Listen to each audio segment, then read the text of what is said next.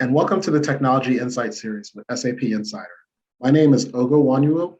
I'm a research director for the financial management practice at SAP Insider, and I'm here today with two experts in the spend management area from PwC. First, I'd like to introduce Rajiv Jain. He's a director for the PwC SAP practice for spend management. As well, I'd like to introduce Gurminder Sandhu, partner for PwC SAP practice for spend management. Thank you guys for joining. I want to thank PwC for making this possible and joining us and providing your expertise. Rajiv, why don't you let us know about your background, and then Gurminder, you can do the same. Yeah, hi, thanks, Ogo. My name is Rajiv Jain. I have been with PwC for the last 10 plus years, and all this while I've focused on spend management and supply chain areas, and from a technology focus, mainly SAP. So yeah, I work on technologies around S4, Ariba, Fieldglass, and other AP automation or finance automation tools. I'm happy to be here. Thank you. And Gurminder? Yeah. Ugo, thank you for inviting. So Gurminder Sandhu, I'm a partner in our SAP practice focusing on spend management. I've been in this space for over 25 years now and have seen, I would say, procurement growing into spend management, as we are referring to it now. Been with PwC for 13 years now. And throughout my career, like I said, focused on technology-led procurement transformations. Thank you.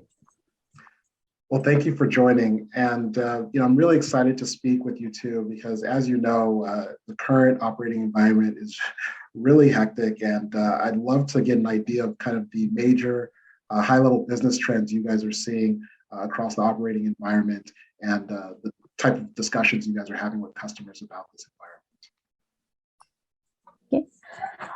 Thanks. I mean, if you look at it in the last 2 years, the world has been shook to its core. It's redefined what we call resilience at a personal level, at the economic level, at the global, the impacts things have had in last 2 years. Across all sectors, I think organizations are still struggling with the impact of COVID-19. And now you compound it with geopolitical shifts and climate shifts, changing economic situations, and latest challenges on the war. To put it bluntly, like things are really changing and are in transformative, and organizations have to be agile enough to adapt to those. But if you look at the key big trends that are coming across, just with all of the changes that have happened, or all of the things that are going on in last 2 years, big focus on sustainable and resilient operations. So that includes like whether what are these organizations doing for ESG? What is the responsibility on diversity in these organizations? And what is actually the purpose of the organization? That purpose has become huge. Other second trend is that balance between the human working and the AI, the automation. Automation has taken the forefront, and how organizations are adopting for those automations. Shifting employee experience, like, the workforce has been impacted big time with the COVID-19, and it has kind of done a mind shift of people, how they want to operate, what kind of experience or what's their expectations. And last, I would say all of these have led to organizations realizing that how agile their operations and their workforce has to be, including their leadership, which needs to think before that, how do we accommodate these changes in mindset that are coming across. And some of these we will definitely be talking about in much more details. Thank you. I completely agree. You mentioned a couple of business trends and challenges that organizations are facing. Obviously, most recently, kind of the geopolitical climate in Europe. But prior to that, supply chain and sustainability around supply chain was a big challenge and something that organizations were having to navigate. Jane, can you kind of speak on that and add to what Raminder provided as kind of some of the initial business trends that are dominating conversations with customers and partners? Yeah, Ugo, I think maybe I can shed a little more light on how these trends that G or Gurvinder was talking about really impact companies or really impacting companies, and especially around spend management and supply chain. So, I mean, if you see, Gurvinder talked about a couple of important things, and I'll pick up on one of them. First one is the resilience, right? Resilience, and the one thing that has taught us, or what our customers are facing with the pandemic first. Then the whole geopolitical situation is that the supply chain has to be more resilient. The old ways of where we had a source of supply and we only focused on maybe what is the time to get a product has changed from to really get confirmation and some kind of guarantee that we will get the product, so that we can do things, or we can customers can manufacture. I think that has changed a lot. What really means is that our supply chains have to be more resilient. But how do we do that? Then it is translated into more focused on having real-time visibility into data, which is what makes organization agile. And if there's certain things, certain events happen, how they can quickly look at data and make quick decisions. And that translates into spend management and supply chain. I mean, that's what their job is, to ensure that their own internal customers, let's say the manufacturing units, are able to procure the raw materials at the right time. So I think that's what's happening. So if you look at our customers, that's what they want: better visibility into data. How can we be more agile, and what can we do to improve processes? And when you mentioned better visibility, would you guys say that that's something that organizations have been targeting for a while now, or that is a product of recent economic disruptions and supply chain challenges? Well, I think that has always been a focus. So if you look at the last couple of years, data analytics has always been a focus, and even in the spend management, I think what has changed is that we are at a point where this is like mandate. It has to be there, right? I mean, there is no more just sitting around and making strategies of how we can, build a supply chain tower or get more visibility onto data. Now, at this point, it's really impacting operations, right? So it is something that most of our clients are really looking at, that how fast they can build this organization that gives them that agility. Where in spend management, and I've done some research, and I'm hearing CLM, represent an opportunity that organizations are targeting in the spend management area with regards to efficiency. Can we talk about talk about that topic and why that's bubbling up in today's operating environment? Yeah, Ugo, spend management, contract management is an interesting area within spend, right? Which I think it was always very clear of what really is contract lifecycle management. Like, what does it need? Well, the risks. How do we control the risk around as we are writing contracts? How do we can shorten the cycle time of creating these contracts, right? Those kind of things. How we can use ML and AI into contracts. This has always been discussed but never realized. Whereas we did a lot of work on other areas from a sourcing analytics standpoint, from automation of purchase orders to collaboration.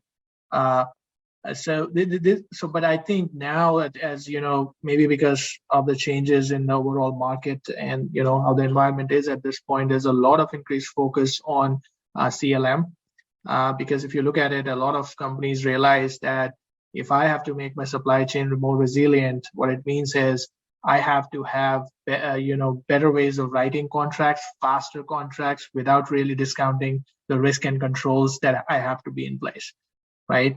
I think I would sum it like this, because even to move a source of supply from one supplier to another, or distribute a source of supply from one supplier to multiple suppliers, there's a cost associated, which is all about contracting. It's all about managing the risk and the controls needed to write contracts. So long story short, I think CLM is a very important area in spend management, and with the partnership with iCertis, there's a lot of promise in terms of really making sure that the shorter life cycles, the use of more advanced technologies around contracting data, and better enhanced risk and controls that you will see. And I think adding to what Rajiv said, one thing that we have seen in our real experience when we go to the clients, the way the contracts are written, it's very hard to, what we call it, like executable terms. It's very hard to track and really make those terms executable in the system, which means that if I'm looking for certain discounts that I've promised on the contract, if my contract doesn't spell it, we cannot translate it. It's very difficult to transactionally track those things. So with iCertis, with enhanced AI that's in there, and the ease it creates to write these contracts with these terms is going to be really critical. These days they're following a template. These days, most of the clients are following a template. They have these static terms that go for certain type of contracts. But when it really comes down to those executable terms, I think iCertis will definitely be a game changer there. Okay, and it, when I think about contract life cycle management and some of the solutions provided by iCertis, it appears to me that the disruptions over the last couple of years and really the majority of the workforce working remotely was a big driver for maybe or how changed how organizations thought about CLM as potentially a core stack with regards to their technology. Is that something that you guys witnessed over the last couple of years, an acceleration in organizations understanding their need for CLM? I think what I would say is that with the changing ways in which now we are engaging and working remote, what was needed is really in the CLM organization is a better collaboration, right? A better collaboration to write these very important legal documents, right? So as simple as that. So if you look at the core capability of iCertis, that one of the things is not only collaborate with the supplier, but really collaborate with that project team that is working on that contract in a secure environment, right? And governed by the rules, the business rules that we have set for that particular contract. So I would say yes. I mean, as I was saying, right, reduction in the cycle time for contracts is the one big area to make a client more agile from a sourcing perspective. I mean, sourcing in the sense establishing contracts and establishing a source of supply. So I think that's the iCertis value in the collaboration area to help how contracts and all are done with the workforce today. Yeah. And also adding accountability for contractual challenges. I think that's also important, that how do you really add if the supplier is not abiding by the existing terms and conditions or delivery times, how do you hold them accountable? And for holding somebody accountable, you need the facts and the data. And I think that's what iCertis is definitely driving towards, providing that visit. I mean, SAP had the tools to do that, but this partnership will definitely provide that enhanced insights so that you can manage these contractual challenges even before they really occur and drive the supplier performance related to it. So really, we're talking about contractual visibility and audibility, both internally and externally. Yes. Mm-hmm. As my finance, when I started thinking about various finance functions, I can see how that can really create levers of efficiency for organizations that are able to implement.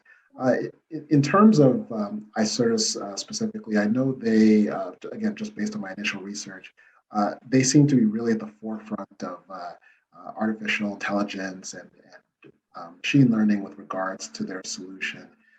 Are there use cases or areas where that advanced technology really becomes a differentiator against maybe standard CLM?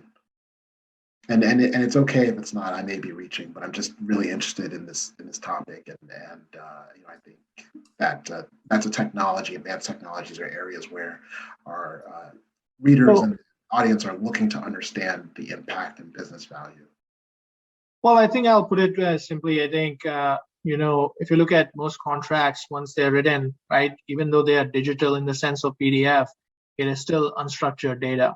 So though we have, leaps and bounds in technology, but if you ask a sourcing organization that can you harvest that data, can you, look into it and even say find risk words, it would not be a technology that you would just grab, or be part of your CLM tool. So I think what I would say is, I think, like, for example, the AI capability in iCertis helps you really, as you pull all these contracts, right, into iCertis, it helps you really structure that data, make sense of that data, and not just pull and put it into another repository. So I think the main thing is that from AI and ML within iCertis modules is something that the contracting organization needed to better manage the risk, to faster process these old contracts, and understand where they stand in terms of the standards that are defined in the organization, rather than once the contract is written and done, it just resides in a file cabinet. So yeah. And this speaks to what you were talking about earlier in terms of the collecting of data, the repository, and leveraging it for insights and additional, maybe predictive business insight, business value. Any success stories or any end user opportunities that your team can share in terms of how SAP customers have leveraged intelligent CLM to, again, create more efficient spend management processes, or extend their spend management their spend management functionality within SAP? Well, I think Yeah. I can give it. Yeah, G, you go ahead. Yeah, I would give you a quick example of CLM. I think we talk about supply chain issues and all. So one of our customers, at least from a spend management or supply base optimization area, that looked at what we need to do, right? How do we, some of their very critical parts that were not critical before the pandemic, right? And that they could live with longer lead times have suddenly become critical because these are needed for really very strategic, transmission lines and maintaining all that. So I think the first thing they looked at is, what do I do? Right? How do I understand where my contracts lies? What are the terms of the contracts, and how I can increase my supply base? So they looked at the CLM solution as CLM as a solution, or as a place where they need to focus, and how we can reduce the cycle times. So they look at iCertis across multiple business units, so that they can have a kind of an organization-wide view of where the contracts are, with whom and all. So they looked at that as the first focus to really bring some resilience within their within the supply chain. So that's one example. Yeah, and other is a more broader, but since we are talking about S4 led transformations, most of these transformations are focused on, I would say, finance transformations. But recently we've been working on a client where the leading was S4, was implementation of S4 for finance side. But as we started digging into some of these issues, like looking at the total cost visibility, looking into accruals, all of this, which kind of like brought us to, okay, how do we improve the processes in S4 with leveraging some of the spend management tools like business networks for digital invoicing to improve their DPOs? And how do we bring accruals in there by providing them early visibility into the invoices that are there, or which are requiring approval? So it's just a way of stepping up, even using the finance transformation to create more cost visibility and improving the processes for digital roadmap for digitization, I would say. This is no, I really appreciate that answer, and again, this is great insight for our audience. What we can do is wind down on this question. In terms of looking out next, few quarters across the spend management space, maybe share with us what you guys see as far as where organizations are going, what challenges they're looking to address or future-proof, and where you see opportunities moving forward for any SAP organization that's reviewing this video and wants to start kind of thinking about or rethinking their their spend management processes. I think definitely on supply risk analysis. I mean, overall, if you look at the recent data breaches or recent data and privacy concerns that organizations have, including what their suppliers are doing, and then combine that with the changing environment, like we saw so many disruptions during COVID, and the shortages all around of goods, materials, raw materials, all of the things where we are finding shortages. So I think companies are definitely going to be looking much more at the supplier risk as a holistic approach, looking at the financial risk, looking at the risk of disruptions in theirs, and then looking at alternate sources of those supply. That's going to be very important, as to not have one source of supply, but alternate sources of supply that you can quickly go to. Other thing, I think if you look at how GM collaborated to create ventilators quickly, alternate materials, like what can we do in the meantime? How do we become agile enough so that if there is any crisis like this, how can we manage, and by doing some alternative manufacturing, I would call. And then, of course, looking at data and analysis, that is going to become, I mean, we cannot underestimate the value of those insights. That's going to be the key. And last but not least is the digitization. So collaborating with supply base, collaborating with their employees, collaborating through self-service on both sides, so that digitization that will take precedence over any other channels. Gurminder, thank you for that answer. I was very exhaustive. I think our audience will really benefit from the answers and insights that you guys have provided. I want to thank PwC for, again, supporting the Technology Insight series here at SAP Insider. I want to thank Rajiv Jain. I want to thank Gurminder Sandhu, and I want to thank the PwC SAP practice for spend management. Again, the insights were really interesting and really amazing, and I think our team and our audience will really benefit from what you guys have provided here today. So I want to thank you and wish you guys a great day. Thank you for the opportunity. Yeah, thanks, Ogo, for the opportunity. Thank you. Bye.